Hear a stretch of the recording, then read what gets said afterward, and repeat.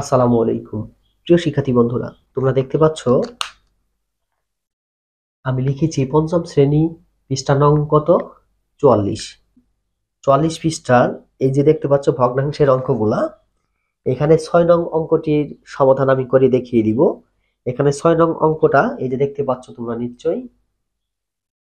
এই ৬ নং অঙ্কটি এখানে বলা হয়েছে, কি বলা হয়েছে বলো তো?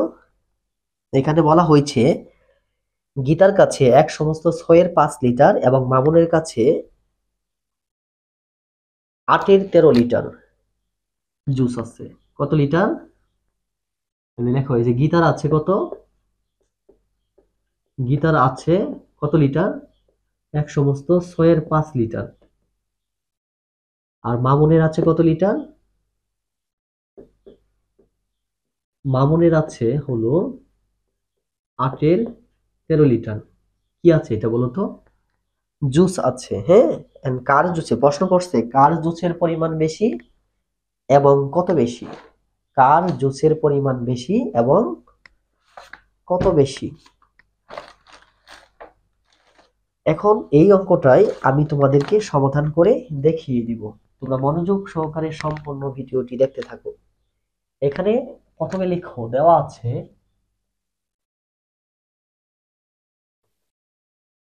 দেওয়া আছে কি দেওয়া আছে?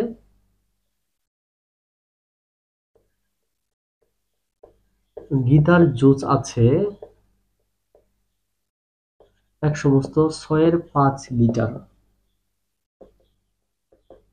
এই যে অঙ্কটা তোমরা দেখতে পাচ্ছ, এটা কিন্তু এটা কি ভগ্নাংশ বলতো? আমরা জানি ভগ্নাংশ কত প্রকার বলতো? ৩ প্রকার। কি কি? প্রকৃত ভগ্নাংশ, অপ্রকৃত ভগ্নাংশ এবং কি মিশ্র ভগ্নাংশ। এটা কিন্তু মিশ্র ভগ্নাংশ আছে।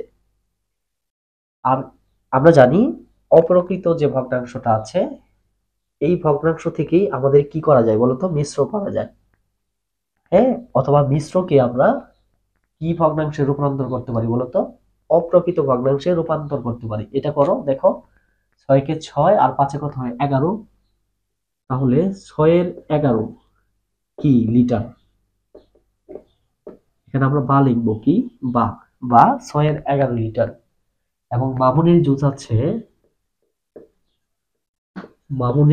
জুস আছে কত লিটার বলতো?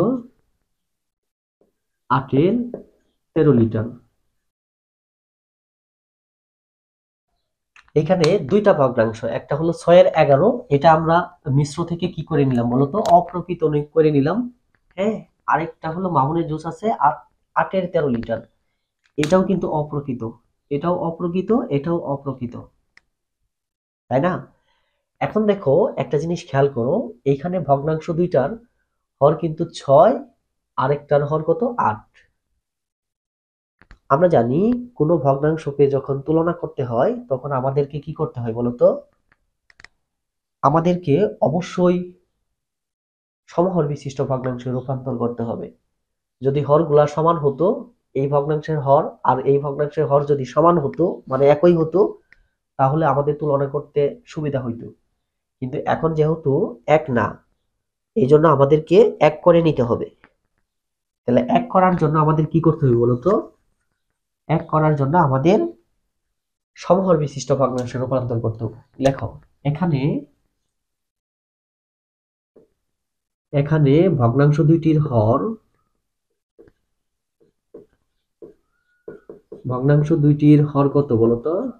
হর ৬ ও ৮ এবং এদের লসাগু কি লিখবো? এদের লসাগু কত? ৬ আর ৮-এর লসাগু কত হয় দেখো তো? ২ দিয়ে দাও, ৩ দোকানে ৬, ৪ দোকানা, তাহলে ২ দোকানে ৩ দোকানে ৬, ৬ ৪ ৬ কত হইল? ২৪। এবং এদের লসাগু কত? ২৪ বের হইল, ২৪। এখন আমরা কি করব বলতো? এখন আমরা করব প্রথমে ২৪ ভাগ প্রথম ভগ্নাংশের হর কত বলতো? প্রথম ভগ্নাংশের হর কত? ৬, তাহলে ২৪ কে ৬ দিয়ে আমরা ভাগ করব। ভাগ করে ৪ ৬ ২৪। এখানে আমরা সেমিকোলন দিব। দেওয়ার পর প্রথম ভগ্নাংশটি লিখব। কত লিখব? ৬-এর ১১ সমান দিব। এই 11 সাথে আমরা ভাগ করে যেটা পেলাম কত 4, এই 4 গুণ করব। আবার হরের সঙ্গে হর কত 6 গুণন 24 কে মানে লসাগুকে 6 দিয়ে ভাগ করার পরে 4 পেলাম, এই 24 6 এর সঙ্গে আমরা 4 গুণ করব। তাহলে কত হয়, প্রথমে 4 11 44 আর 4 6 24, এই দেখো 24 এর 44 বের হলো। এটা কি কারটা, এটা গীতারটা। এখন আমরা মামুনেরটা সেম ভাবে করব। তাহলে 24 ভাগ কত, দ্বিতীয় ভগ্নাংশে হর কত 8, 8 লিখবো। তাহলে কত হলো 3। এইভাবে দ্বিতীয় ভগ্নাংশটি লেখো 8 এর 13 সমান, এই 13 কে আমরা কত দিয়ে গুণ করব, 3 দিয়ে। আবার 8 কেও আমরা 3 দিয়ে গুণ করব। তাহলে 3 13 কত 39, আর 3 8 কত হয় 24। দেখো আমরা আমাদের কিন্তু সমহর বিশিষ্ট ভগ্নাংশে রূপান্তর করা শেষ হয়ে গিয়েছে। আমরা দেখো প্রথম ভগ্নাংশটা বের করলাম কত 24 এর 44, আর দ্বিতীয় ভগ্নাংশটা বের করলাম কত 24 এর 39। এই দেখো এটারও 24 এটারও 24, এটা কিন্তু বের হয়েছে। আমরা জানি যদি ভগ্নাংশগুলোর হর একই হয় তাহলে যে ভগ্নাংশের লব বড় থাকে সেই ভগ্নাংশটাই কিন্তু বড়। এখন লেখো, এখন কি লিখবা বলো তো। দেখো এখানে দেখা যাচ্ছে যে এখানে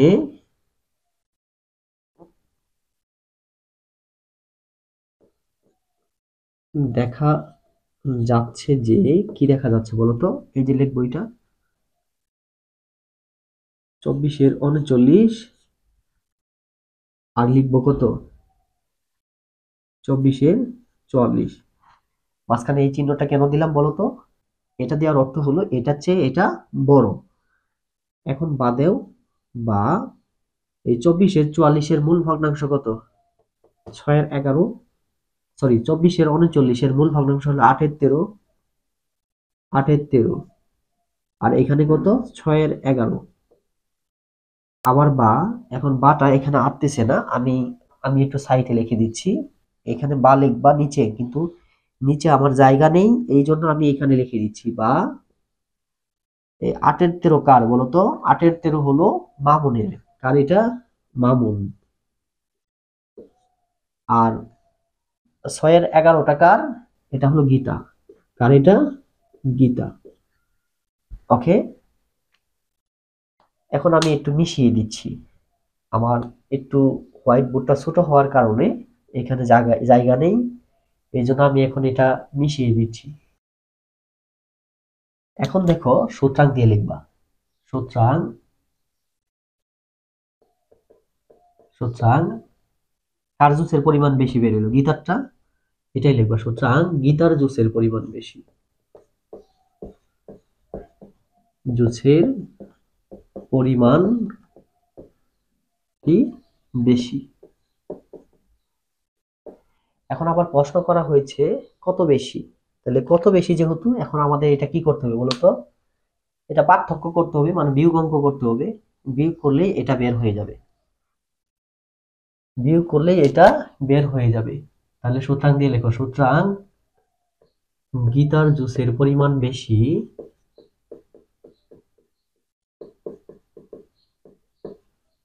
গীতার জুসের পরিমাণ বেশি। কি লিখবো বলতো, কার বেশি, গীতারটা বেশি, এই অবশ্যই গীতারটা আগে লিখতে হবে। তাহলে গীতার কত ছিল, গীতার কত ছিল বলতো 6 এর 11 বিয়োগ 8 এর 13, এটা ছিল মামুনের লিটার। তাহলে এটাকে কি করবো বলতো, লসাগু করো, কত হয় 4 6 24, তাহলে 4 6 কত 24, 4 4 11 কত হয় 44, বিয়োগ কত বের হয় 3 8 24, 3 13 39। তোমরা এটা দিয়েও করতে পারো, আর যদি বলো যে না একবার তো বের করে নিছো, এটা দিয়েও করতে পারো, যে 24 এর 39, 24 এর 44, এটাও তোমরা এইখানে লিখতে পারো, এটা তোমাদের ইচ্ছা। আচ্ছা, এখন আমি কি করব, নিচে 24 আর এটা বিয়োগ করলে কত হয় 5, তাহলে 24 এর 5 লিটার।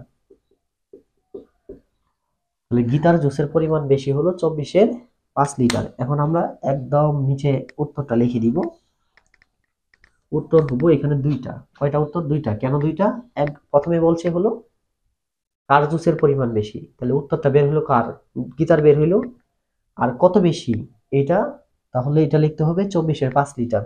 তাহলে উত্তর লেখো, উত্তর উত্তর, কার জুসের পরিমাণ বেশি? গীতা।